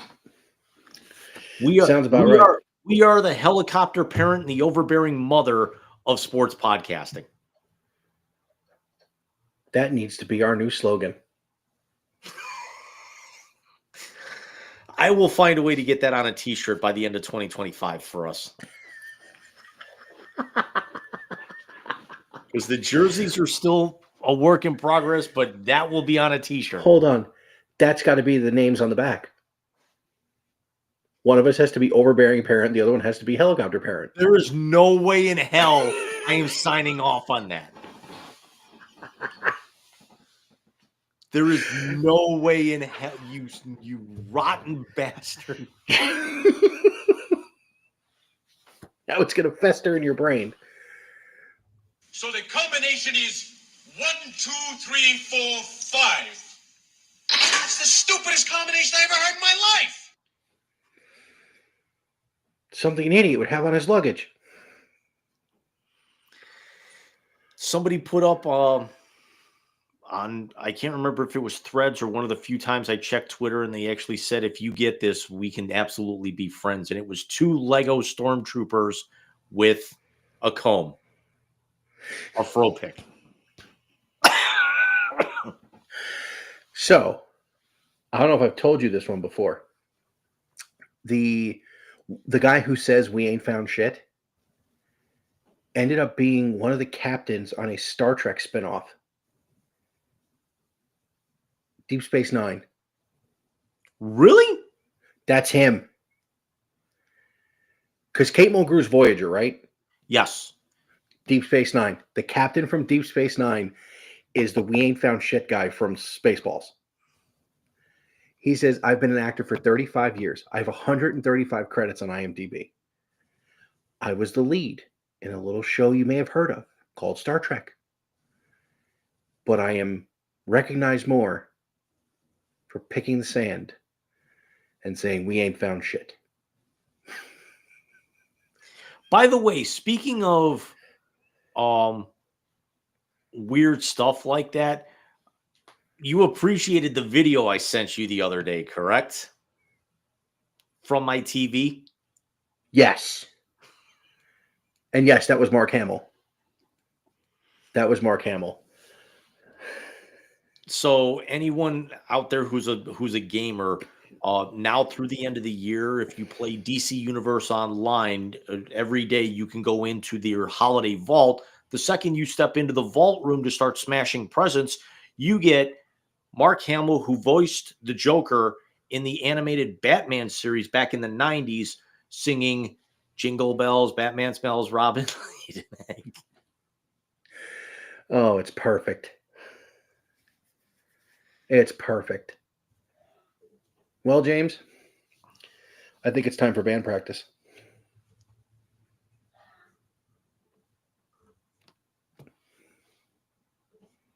I cut way too many videos. I can't find anything tonight. It's all right. Would you shut up and just push the button already? No, God! No, God, please, no! No! No! No! It's the YZ Translator on the Wise Guys Sports Show. I'm forever unclean. Yes, ladies and gentlemen, for the final time in 2024, we bring you the best segment of the show because it's the last segment of the show. The YZ Translator, of those of which you have seen many of tonight, and we have many more on our page as Jim has gone through and put the 40 of them that we have done, minus the very first one, well, all the ones for 2024, into a compilation. It is 3 videos deep, and it has some of the funniest moments and one of the more heartbreaking ones that we've had. And that was in the final one. But as always, it is customary that we tell you that the YZ Translator is the time when James and I give each other names in or out of the sports world, and we come up with the first thing that pops into our head. Now, sometimes it's serious because people have done some stupid shit and or it's a serious topic, and sometimes it's hysterical, as if you watched any of the YZ Translators before, you have seen this way. So what do you say we unveil the final Chiron for calendar 2024? Now, the supercut that we've actually that was created, we've now called them the YZ Chronicles, and so every 10 translators there'll be a new supercut that comes out. We're not, it's not any kind of big surprise. It's not like we're peeling back an onion or anything. We got to figure out a better name than calling it the Chirons at this point. So that'll be our job before we return back on January 19th. But as this is the season of giving,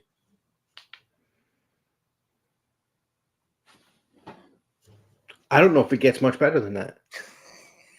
The only thing that would have been better is if you would have said, "What's for Christmas?" And the next part is, "If you bend over, I'll show you." Because I caught you smooching with my brother.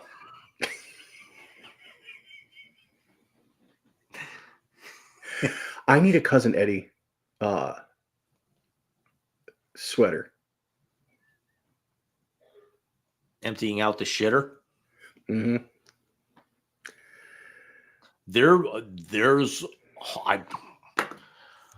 Please hold. Zach's got one. I'll send it to you. Wake up. My mouse just fell asleep. There we go. Hate it when that happens.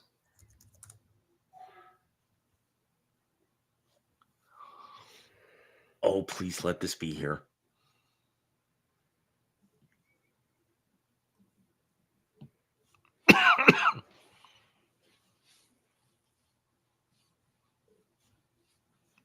It is.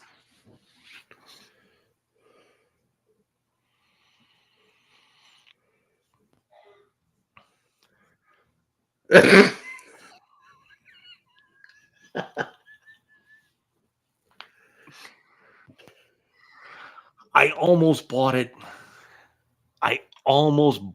But there's a part of me that actually feels that somebody could be getting it for me. Because there's a tradition me and another family member just exchange ornaments every year. That's hilarious. Oh, I need to get this and I need to send this to you. Okay.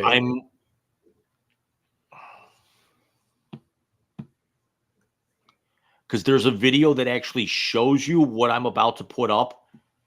And I'll say her name and Mike's going to know exactly who she is, but let me show you first. Ooh. It plays the sounds. Does it really? Mike. That's cool. That was something that you'd understand if you grew up in the 90s. Mm-hmm. And you know who I'm talking about now. Yeah. And she said the same thing that I did is, where is this? Where can I get it? And how can I get it here by yesterday? Yep. Absolutely. Because I've got a couple of their where they'll play music like that. And both of mine are A Christmas Story. But yeah, those are always fun as just display pieces. Yes. But as we close up 2024, we're going to do things a little different tonight. Michael, I'm going to give you the first name for a change because I don't know if this has actually happened in months. We might have to go back to 2023. I think that's one we have to go back to because I think all this year I've done the first one. So, Michael, your first name kicking off the YZ Translator tonight, and we said off air that we're taking the translator tonight in a vastly different direction. Your first name in the YZ Translator tonight, Scott Farkas.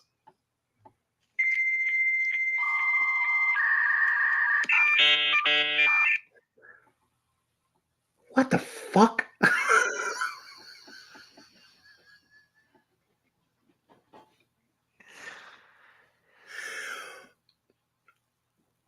That's about as good as you're going to get out of me. Because he had green eyes. I swear he had green eyes. All right. We're going there. Okay.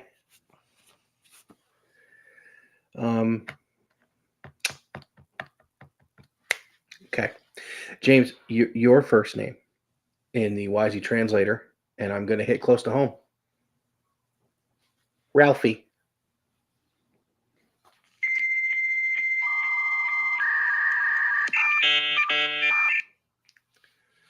Do it. Schwartz. I thought you were going to go, oh, fudge. That'd be a little too on the nose, but all I can say is I slowly began to realize that I was not about to be destroyed.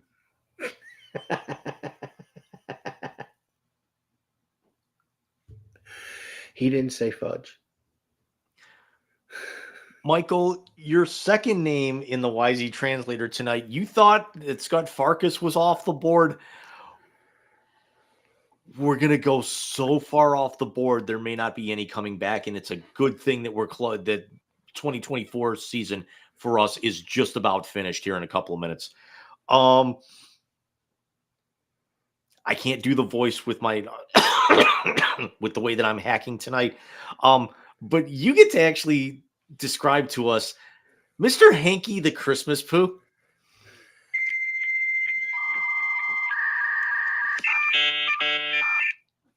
He loves me and I love you.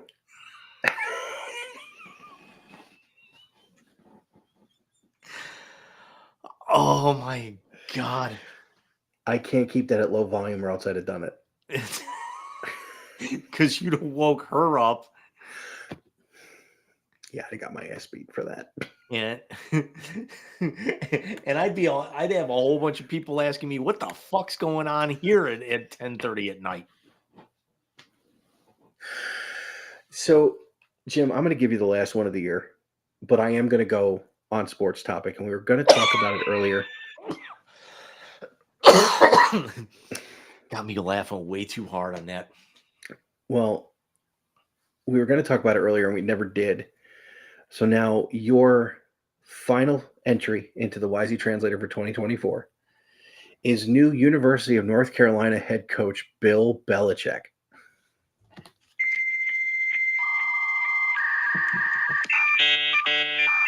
I'm going to totally swipe the joke, and it's actually going to be, it could never be any more apropos, but at least, he actually is, now we know why he didn't go back to the NFL, because at least this way he can figure out how to deal with co-eds because he's dating one. Very true. The Rodney Dangerfield in back to school gifts that are coming out about this are hysterical, but I will say this. He was so desperate for an NFL job, he called the Jets. Nobody wanted to give him total control, and the fact that he's in his late 70s, figuring you've only got you've got maybe 4 years tops out of him. Well, you see Stevens, the head coach in waiting, right? That's Yeah. crazy. So, Jim, thank you for another phenomenal year. You got something else for me? Not so fast, my friend. Oh, okay, Lee Corso. Michael, you get a bonus entry in the YZ Translator because we're in the season of giving. It's going to be a little on the nose, but he is a true American hero. And his name is John McClane.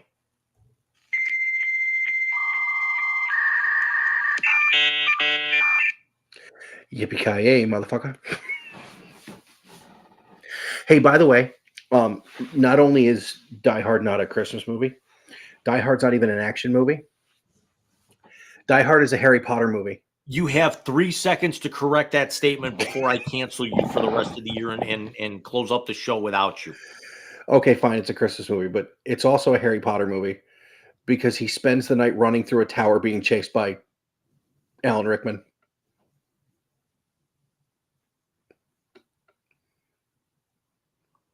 I don't even have a soundbite to play for this right now. I do. Un momento. Un momento. Sometimes may be good, sometimes may be shit. I totally forgot. That has not been played in weeks. Well, Cunt bucket.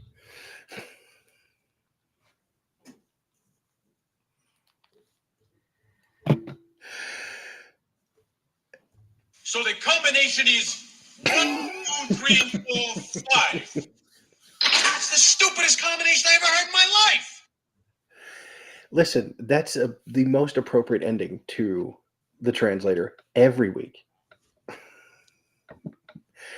But again, everybody out there, enjoy the holiday season. Enjoy family. Enjoy football.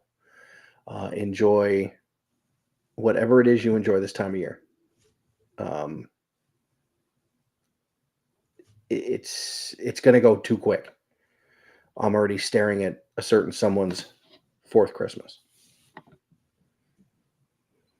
How scary is that now? Dude, I can't even fucking tell you. This time next year, you're going to be looking to ship that person in a box, much like Garfield tried to mail Nermal. Yeah. Although by this time next year, he'll be able to go to his grandparents for a full weekend without me worrying about it. That is very true. And then he can come on stream a little bit more and you know, you don't have to worry about we could actually start at 6 o'clock for all it matters. Once he gets a little older, we will. Because right now he's a very routine driven kid. And bedtime at a certain time is how we do things. Like this evening was hilarious. He was doing something he wasn't supposed to, and I go, Bobby, knock it off. And he kind of rolled his eyes at me, and 2 minutes later I look over and he's snoring. He got we had a little incident with him on the phone earlier, and that was highly entertaining. Bobby, don't do that. No. I think that's how the store credit conversation got started. Yes, exactly. The store credit conversation got started. So Jim, we'll see you on January the 19th as we get ready for episode 96, and that steam train is running right into episode 100 of the Wise Guys, which we can now say will be the Wisey Awards for 2025. So because let's also be on. I mean, let's call this what it is. It's foreshadowing now. Yes, we are taking the entire next month off. By the time we come back, we're gonna be through Wild Card Weekend in the NFL. We're gonna have division champion. We're gonna have divisional playoff games coming up. We're gonna be about a month. We're gonna be less than 2 weeks out from the All-Star game in the NHL. We're going to be just a couple of weeks from there out from the NBA All-Star game and kind of the midpoint of their season. We're going to have the NHL trade deadline coming up shortly thereafter. And the NBA. We're going to be 6 weeks out from March Madness. But the more important thing is that when we come to you for that game, Michael, what happens the following night? The first ever 12-team playoff will crown a champion. So we will break down the first 2 rounds of that tournament that night on the 19th. We will also be, Jim, less than 30 days from spring training. And programming note, not so much for Michael. We'll talk about that here in a second. Our schedule is already looking like we'll be back on the 19th, so that's going to be, we're going to have 2 shows. I believe 2 shows that week, or 2 shows the following week, because we've already said that we're not with our Sunday time slot. Now we don't want to be on the air the same time as Super Bowl 59. So we will actually be coming the night before.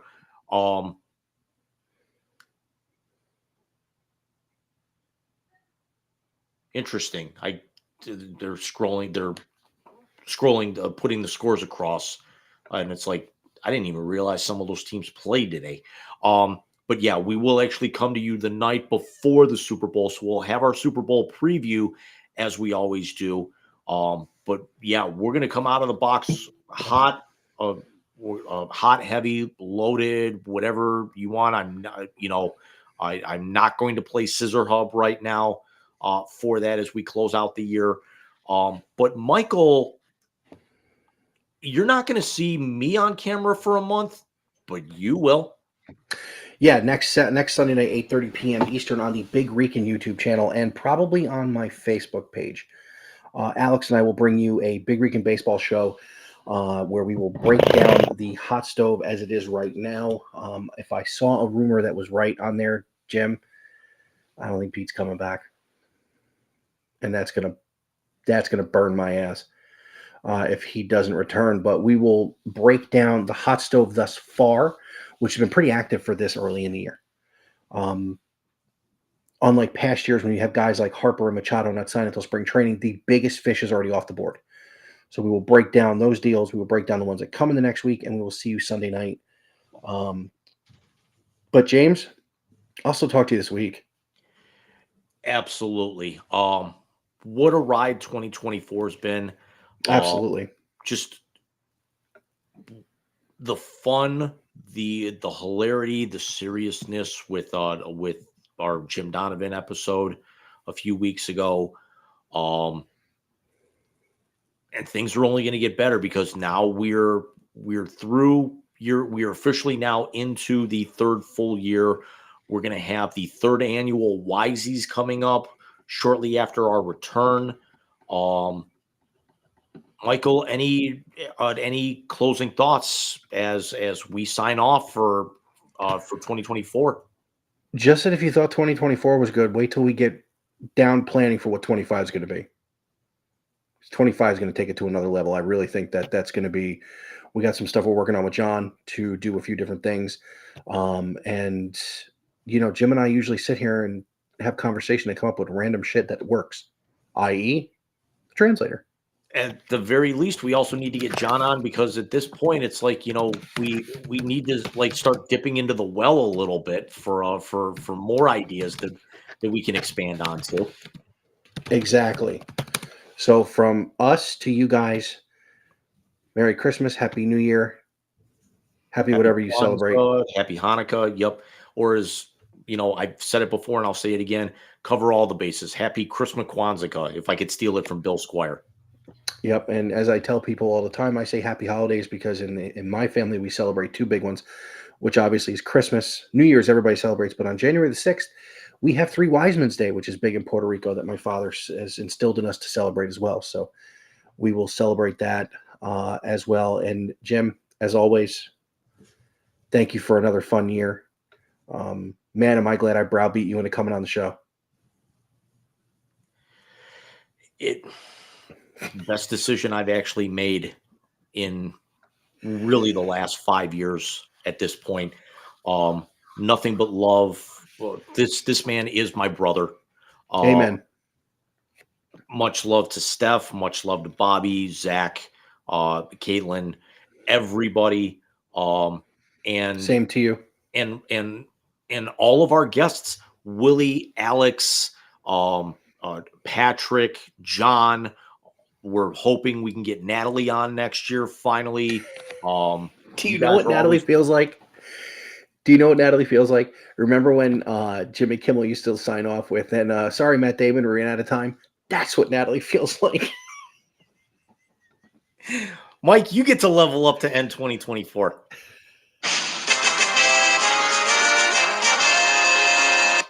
And a champion's pose. Have a good weekend. Enjoy the holidays, guys. Ladies and gentlemen, good night from the Wise Guys. Please enjoy your holidays. We will see you in 2025. We love you all. Thank you very much. Take care, everybody.